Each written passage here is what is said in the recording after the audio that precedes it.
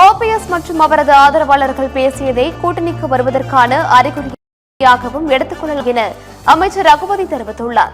புதுக்கோட்டையில் செய்தியாளர்கள் சந்தித்த அவர் திமுகவுக்கு யார் வந்தாலும் அவர்களை முதலமைச்சர் வரவேற்பார் என்று குறிப்பிட்டுள்ளார். திமுக கூட்டணியில் தேமுதிக சேர்ந்துள்ளதை விஜயகாந்தின் ஆன்மா மன்னிக்காது என்று பாஜகவினர் கூறுவது வேடிக்கையாக இருப்பதாக கூறிய அவர் விஜயகாந்தின் ஆத்மா வாழ்த்தி வரவேற்கும் என்று தெரிவித்துள்ளார். விஜய் குறித்த கேள்விகளுக்கு பதிலளித்த அவர் மூன்றாவது இடத்தில் உள்ள ஆட்களை பற்றியெல்லாம் நாங்கள் பேசுவதில்லை என்று கூறினார்.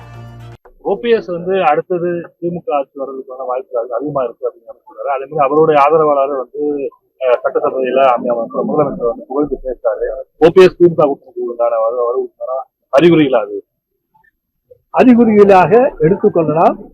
யார் வந்தாலும் வரவேற்கக்கூடியவர் எங்களுடைய தலைவர். இல்ல, அவரே முன்னாள் முதலமைச்சராக இருந்தவர், ஜெயலலிதாவுடைய விசுவாசியா இருந்தவர், அவரே அடுத்து திமுக ஆட்சி தான் அமையும் அப்படின்னு சொல்றது எப்படி பாக்குறது?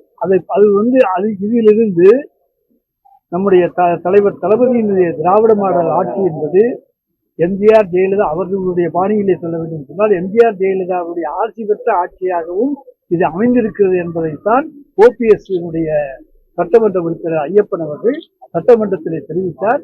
இந்த ஆட்சி அமைய அவர்களுடைய ஆட்சியும் உங்களுக்கு உண்டு என்று அவர் சொன்னார்.